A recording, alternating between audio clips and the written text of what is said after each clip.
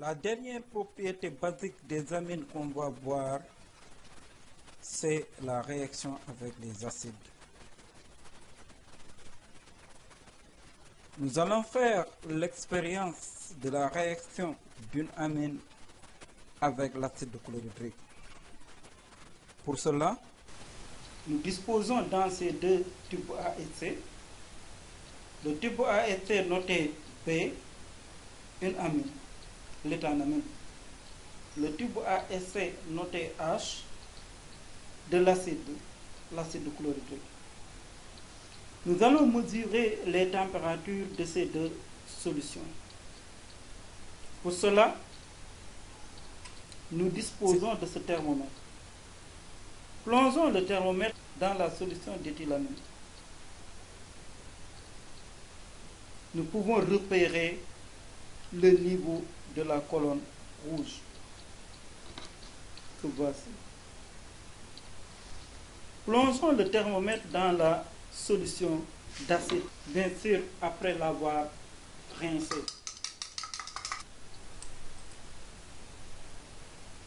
Nous observons que la colonne rouge est au même niveau. Nous allons maintenant verser la solution d'amine dans la solution acide.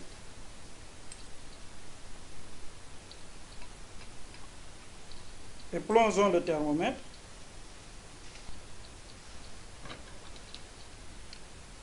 Qu'observe-t-on? Nous observons que la colonne rouge a monté d'un certain niveau. Donc nous voyons que la température de la solution a augmenté. Nous pouvons dire que la réaction est alors exothermique. L'analyse de la solution obtenue montre qu'il se forme l'ion éthylammonium.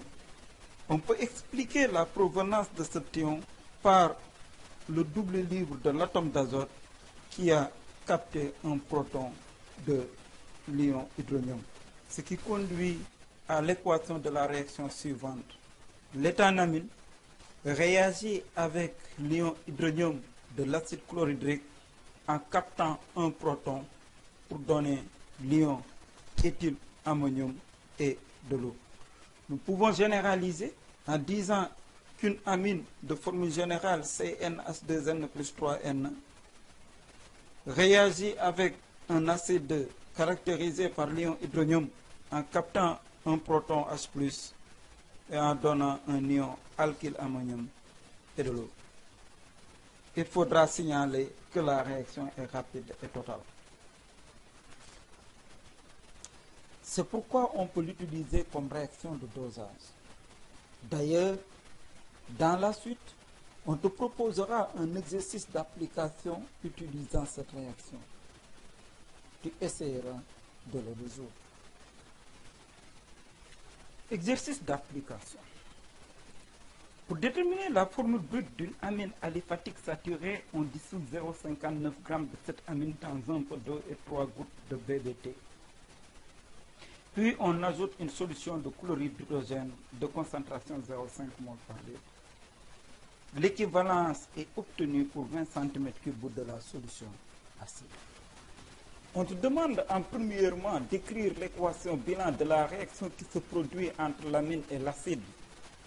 Quelle est la teinte de la solution avant et après la réaction? En deuxièmement, de déterminer la masse molaire moléculaire de l'amine et d'en déduire sa formule brute.